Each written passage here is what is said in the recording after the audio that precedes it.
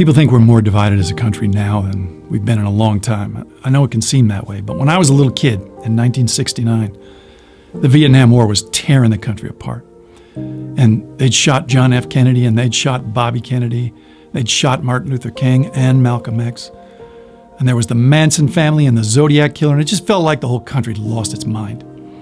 My father, who'd grown up in the Depression, well, his faith in humanity was just at a low ebb. And the two of us that June were driving from LA to Oakland in an old 1960 Oldsmobile, and the water pump blew out south of Bakersfield. And so this was long before cell phones, so we were going to have to hoof it like 9 or 10 miles into town when this young cowboy pulls up in a flatbed and offers to tow us in. And all my dad had on him for money was this old Chevron gas card, so he kept telling this young fellow, I can't pay you.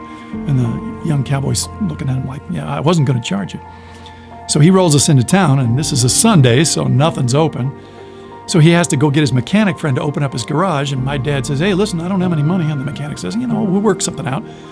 And then they all realize they don't have the actual parts, so now they got to go roust out the local auto parts store owner, and they bring him down.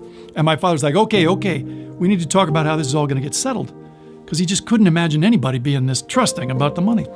So the cowboy says, look, if it'd make you feel better, I got a bunch of watermelons I need to get loaded onto my flatbed, and it's pretty hot work, and if you help me out, I'll pay for the part.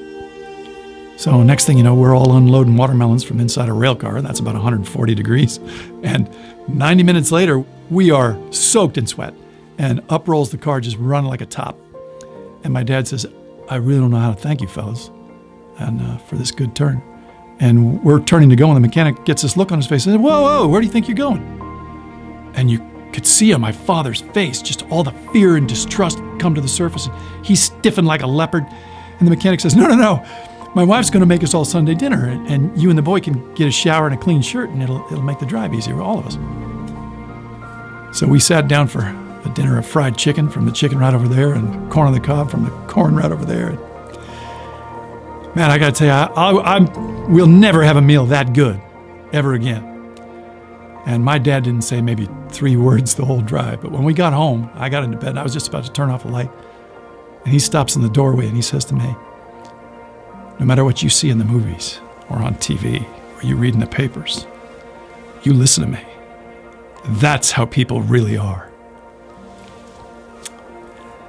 And about a month later, Neil Armstrong walked on the moon. So, keep the faith.